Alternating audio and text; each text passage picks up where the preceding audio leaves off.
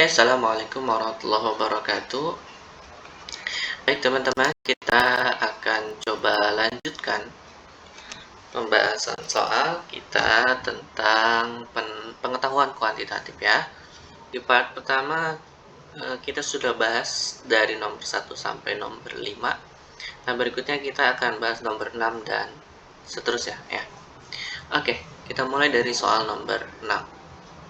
Di sini diberikan kumpulan data 3, 5, 7, dan A.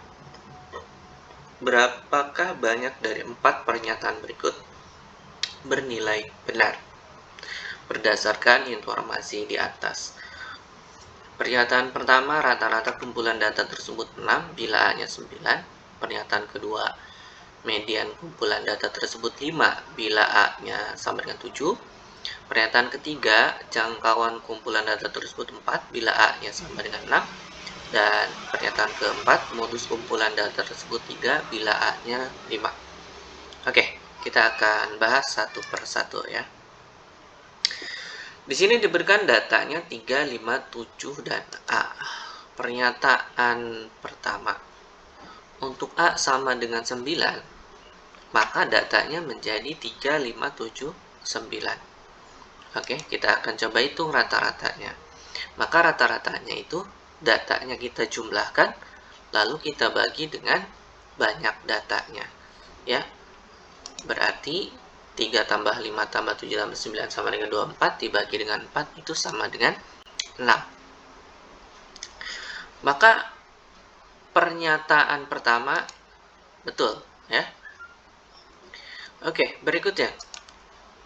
Untuk A sama dengan 7, maka datanya menjadi 3, 5, 7, 7 ya.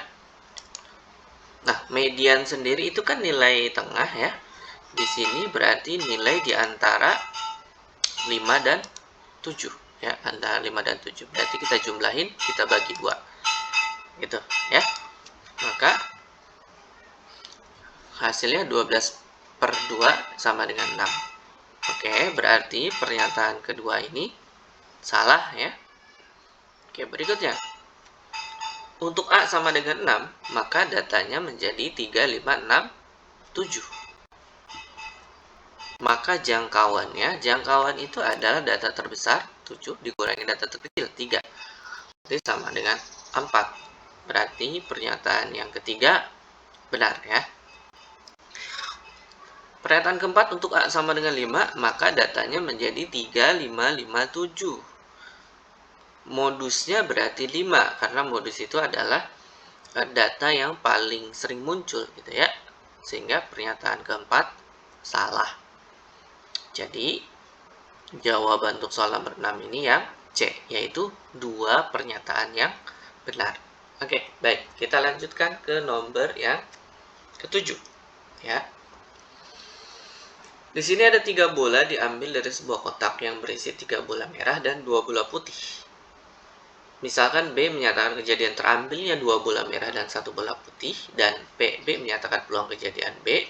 Berdasarkan informasi yang diberikan, manakah hubungan kuantitas P dan Q yang benar? Oke.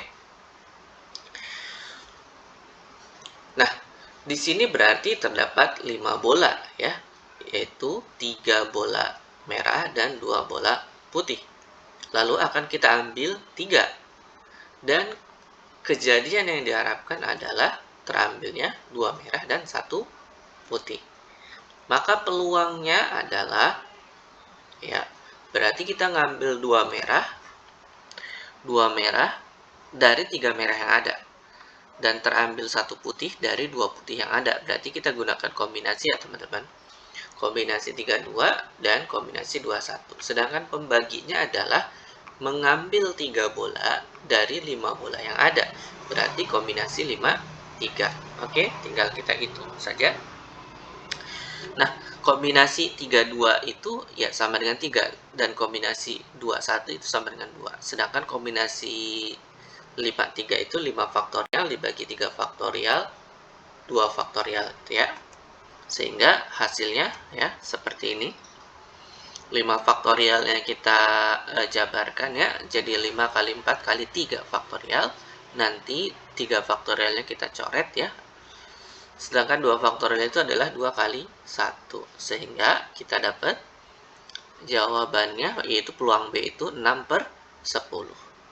Jadi jika kita bandingkan dengan Q 3/10, maka kesimpulannya adalah P lebih besar dari Q. Jadi jawabannya yang A. Oke. Berikutnya nomor 8. Bilangan real X memenuhi pertidaksamaan 2X plus 1 kurang dari 4. Berdasarkan informasi yang diberikan, manakah hubungan antara kuantitas P dan Q berikut yang benar? P-nya adalah min 2X, sedangkan Q-nya adalah 2. Oke, kita bahas ya.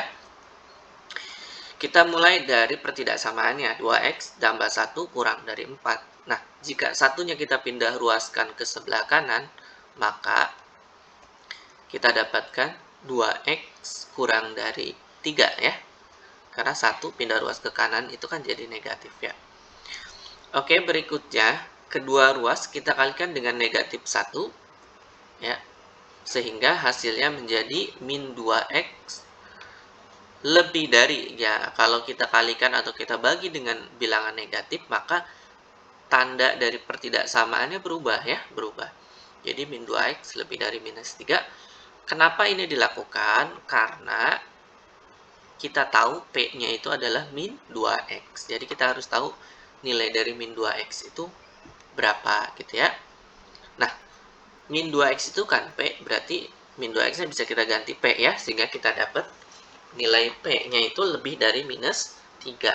Nah, lebih dari minus 3, kalau misalkan P-nya ini bilangan bulat, berarti kan bisa minus 2, minus 1, 0, 1, 2, 3, dan seterusnya gitu ya. Lalu kita akan bandingkan dengan nilai Q. Q-nya kan 2. Nah, jika P-nya yang kita ambil 0, berarti kan kesimpulannya P-nya kurang dari Q. Tapi kalau P-nya kita ambil 2, maka P-nya sama dengan Q. Sedangkan kalau kita ambil P misalkan 4, ya kesimpulannya P-nya lebih dari Q. Maka kalau ketemu jawabannya seperti ini, berarti kita tidak dapat menentukan ya hubungan antara P dan Q, karena bisa kurang dari, bisa sama dengan, bisa lebih dari. Sehingga jawabannya yang D. Oke, baik, kita lanjut ke nomor 9. Titik P dan Q berturut-turut terletak pada rusuk AB dan BC kubus ABCDFGH dengan perbandingan PA banding PB sama dengan 1/2 dan BQ banding QC itu sama dengan 1/1. Manakah dari 3 pernyataan berikut yang bernilai benar? Oke, kita langsung saja ya, kita coba buat kubusnya ya. Ini kan kubusnya ABCDFGH. Lalu titik P-nya itu ya terletak di garis AB dengan perbandingan 1/2, berarti titik P lebih dekat ke A ya. Sedangkan titik Q ini ada di tengah-tengah karena perbandingannya 1/1 gitu ya. Oke, untuk mempermudah perhitungan, kita misalkan panjang rusuknya, rusuk kubus tersebut maksudnya ya, 6 satuan.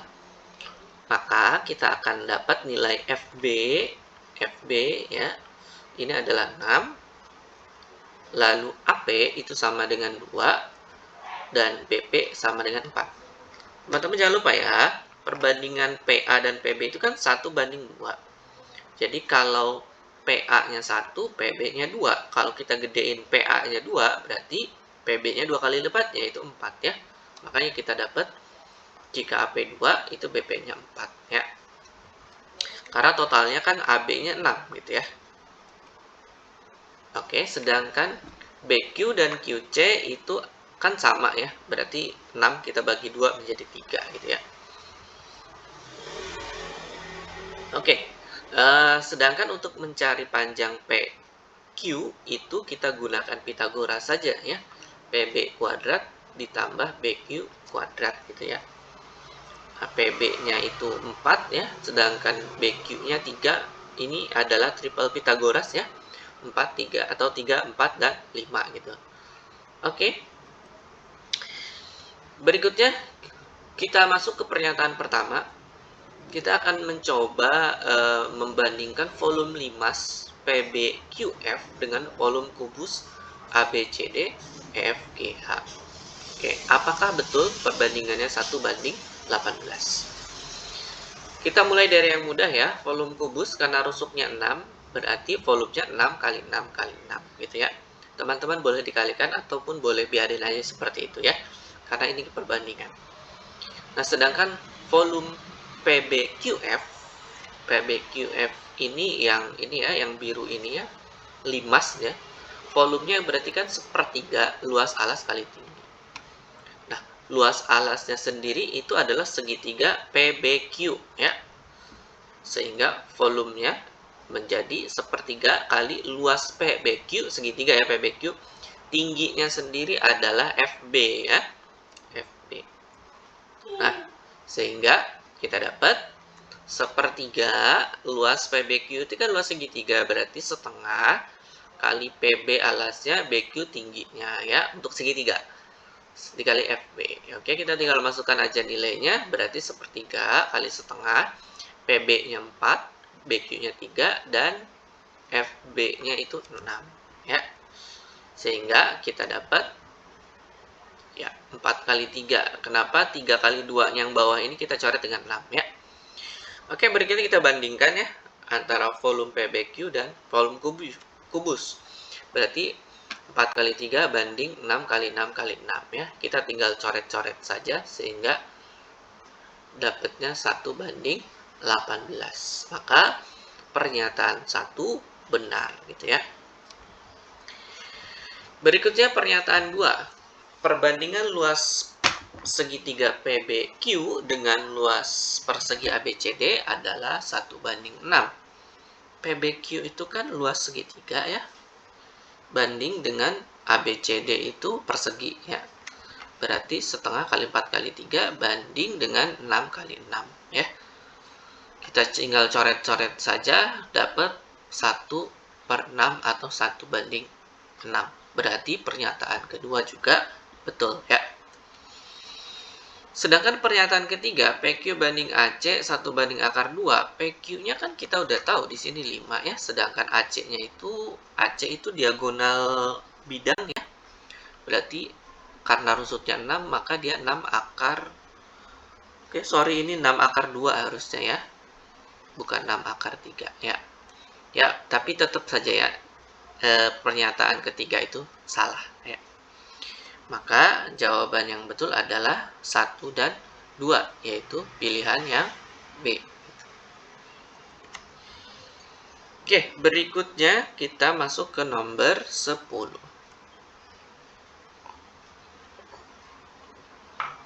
Di antara grafik berikut, yang menyatakan Y sebagai fungsi dari X adalah, ya pilihannya yang A seperti itu ya, elips. Yang B ini parabola miring gitu ya. Kalau yang C ini garis tegak lurus. Kalau yang D garis vertikal, mendatar, sorry. Sedangkan yang E ini fungsi apa ya? Ya itulah pokoknya. Oke. Jadi, untuk mengerjakan soal seperti ini, kita cukup buat garis vertikal dari atas ke bawah. Ya, gitu caranya. Jika garis tersebut memotong grafik di lebih dari satu titik, maka grafik tersebut bukan fungsi. Jadi kita bikin garis atas bawah. Kalau berpotongan dengan grafiknya itu lebih dari satu, maka itu bukan fungsi ya, fungsi yang diharapkan. Oke, yang A tuh, kita coba yang A tuh, lihat. Kalau kita tarik garis atas ke bawah, dia berpotongan di 2 titik, maka yang A bukan fungsi ya. Yang B juga ya sama ya, jadi berpotongan di 2 titik juga. Yang C apalagi? Yang C banyak sekali perpotongannya ya. Sedangkan yang D kita kalau lihat ya, itu hanya ada 1 perpotongannya, titik potongnya. dan yang E itu ada 2 titik potongnya. Maka dari sini bisa kita jawab ya, jawabannya yang D ya. Oke, mudah sekali. Berikutnya nomor 11. Ya, ada trapesium ya, seperti terlihat di gambar teman-teman ya. Di sini keterangannya AB sejajar dengan CD, sudut DAB 45 derajat, DCB 60, sudut ABC 120, panjang BC-nya 4, dan panjang DC-nya akar 3. Titik E terletak di garis AB, sedangkan titik F itu perpanjangannya ya. Dan DE tegak lurus AB. DE tegak lurus AB gitu ya. Sedangkan CF itu sejajar dengan DE. CF sejajar dengan DE. Pertanyaannya AE itu berapa? Oke. Kita mulai aja ya dengan memasukkan informasi yang ada ke gambar gitu lah ya. Jadi dari soal itu kurang lebih seperti ini gambarnya ya. Sudut A ini ada 45 derajat, ini tegak lurus, di sini di E. DE-nya akar 3, ini 60 derajat, ini 120 derajat, sedangkan panjang BC-nya 4 gitu ya. Nah, kita mulai dari kita mulai dari segitiga yang ini ya, AED gitu. Ya. AED itu kan segitiga siku-siku. Oke, saya ulangi lagi teman-teman ya. Nah, jadi dari segitiga siku-siku AED itu kan kita bisa menentukan sudut D ini ya, D yang sebelah kiri ini ya, 45 gitu ya. Nah, berarti segitiga AED ini adalah segitiga sama kaki gitu ya. Segitiga sama kaki di mana AE itu akan sama dengan DE. Nah, karena DE ini juga dari gambar terlihat ya sama dengan CF, berarti AE itu sama dengan DE sama dengan CF juga. Ingat, pertanyaannya kan kita mau nyari AE. Ternyata untuk mendapatkan nilai AE, kita bisa dapatkan dari nilai CF gitu ya. Kenapa dari CF? Karena kalau teman-teman perhatikan, ini segitiga yang BCF ya, kita fokus di segitiga BCF, ini kan segitiga siku-siku ya. Wah ya, ini nih dimana sudut B-nya ya, sudut B yang sebelah kanan ini yang merah itu 60. Kenapa 60? Ya karena ini sudut berpelurus totalnya harus 180 gitu ya, sehingga sisanya 60. Nah, kita bisa gunakan sudut 60 itu ya. Ya, kita menghitungnya dari segitiga BCF ya, teman-teman ya. Ya, kalau kita gunakan sin 60, sin itu kan depan. Depan dari 60 itu kan CF ya.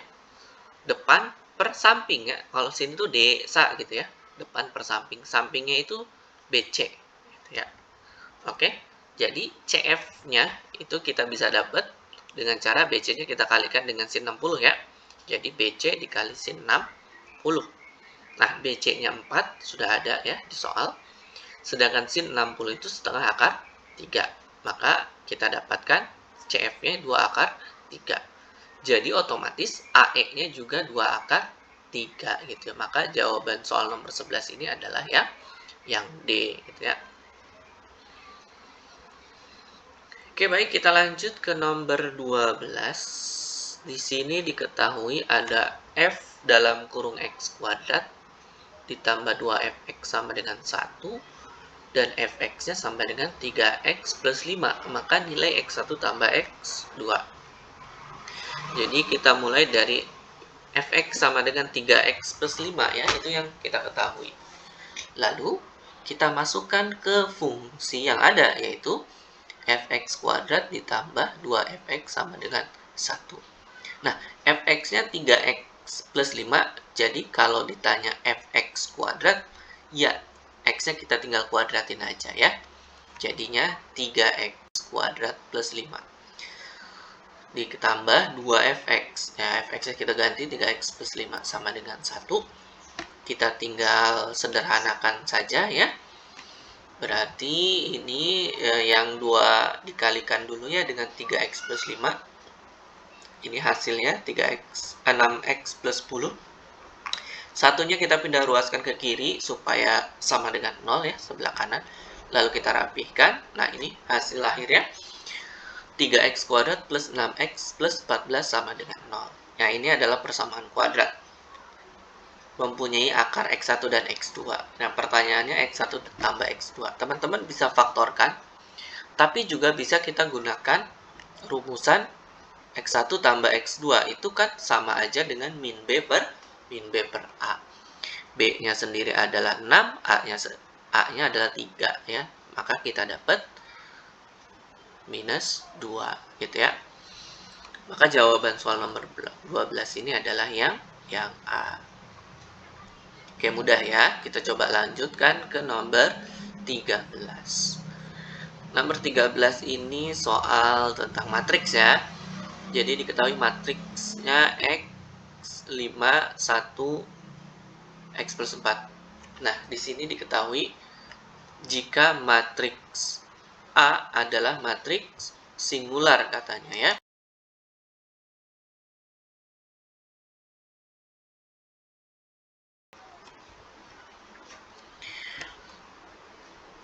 Oke. A-nya itu kan seperti itu ya, X5, 1, X plus 4. Nah, determinannya berarti kan tinggal kita kali silang aja ya. X kita kalikan dengan X plus 4, 5 kita kalikan dengan 1 ya. Sehingga kita dapat determinannya itu adalah X kuadrat plus 4X min 5. Nah, matriks singular itu artinya determinannya sama dengan 0. Berarti X kuadrat plus 4X min 5-nya itu harus sama dengan 0. Nah, di sini yang ditanya adalah hasil kali. Ya, teman-teman bisa difaktorkan untuk mendapatkan X1 dan X2-nya. Atau, untuk lebih mempermudah, kita gunakan aja aturan hasil kali ya, yaitu C per A gitu ya. C-nya adalah minus 5, sedangkan A-nya adalah 1. Maka jawabannya minus 5. Jadi, soal nomor 13 itu jawabannya yang A. Oke, berikutnya nomor 14. Diketahui segitiga ABC dengan sudut B30 derajat. Apakah segitiga ABC siku-siku? Ya, putuskan apakah pernyataan 1 dan 2 berikut cukup. Oke, kita langsung saja. Diketahui segitiga ABC sudut B-nya 30. Sedangkan kita tahu sudut dalam segitiga itu kalau kita jumlahin totalnya 180 ya. Berarti A plus B plus C 180. B-nya kita tahu 30. Maka kita dapat A plus C-nya sama dengan 150 ya. Jadi untuk mengerjakan soal seperti ini kita coba analisis dulu apa yang kita ketahui gitu ya. Berikutnya baru kita masuk ke pernyataan pertama ya. Pernyataan pertama saja. Apakah segitiga ABC siku-siku bisa terjawab? Ya. Pernyataan 1 itu kan bilang A min C sama dengan 20. Sedangkan di soal kita dapat A plus C sama dengan 150. Jadi, kalau kita eliminasi ya antara pernyataan pertama ini A min C sama dengan 20 dengan keterangan soal A plus C sama dengan 150, maka kita akan dapat nilai A dan C-nya ya.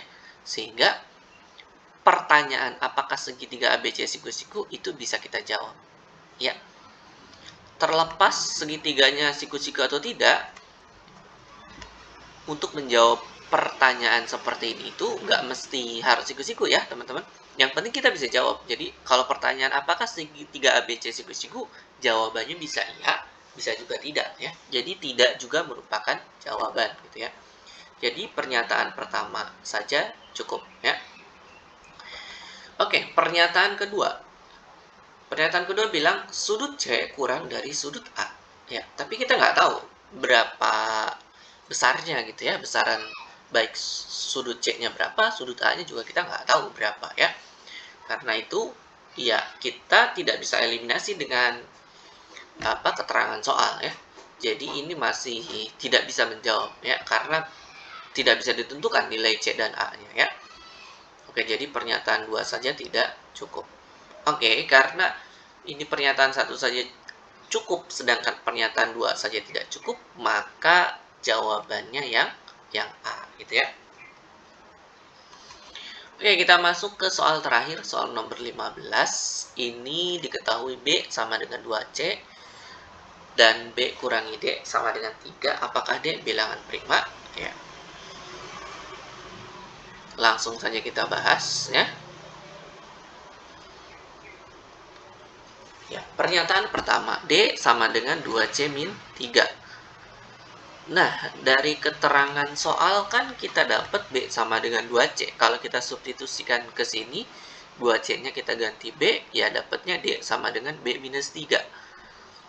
Lalu, kalau kita pindah ruaskan, kita dapat B min D sama dengan 3. B min D sama dengan 3. Ini kan sama aja dengan keterangan soal ya. Jadi, balik lagi ke soal berarti. Dan itu tidak menjawab apapun ya. Jadi, pernyataan 1 saja tidak cukup. Bagaimana dengan pernyataan kedua? Di sini diberikan B minus 2C sama dengan 0. Kalau 2C-nya kita pindah ruas, itu kan kita dapat B-nya sama dengan 2C. Nah, ini pun sama. Ini keterangan soal juga ya. Jadi informasi soal. Ini belum bisa menjawab pertanyaan, apakah D bilangan prima. Oke, bagaimana kalau dua pernyataan bersama-sama? Iya, sama saja ya. Kenapa? Karena di sini ada 3 variabel atau ya B, C, sama D ya, ada 3 variabel. Sedangkan kita hanya punya 2 pernyataan. Nah, jadi kalau untuk mengetahui 3 variabel tuh ya minimal ada 3 pernyataan gitu ya. Jadi kita tidak akan mendapatkan nilai variabel masing-masing. Jadi 2 bersama-sama pun tidak cukup. Maka jawaban dari soal nomor 15 ini yang E gitu ya. Pernyataan 1 dan 2 tidak cukup untuk menjawab. Oke, baik teman-teman. Cukup ya sampai di sini. Semoga membantu ya. Saya sudah sampai di sini. Terima kasih. Assalamualaikum warahmatullahi wabarakatuh.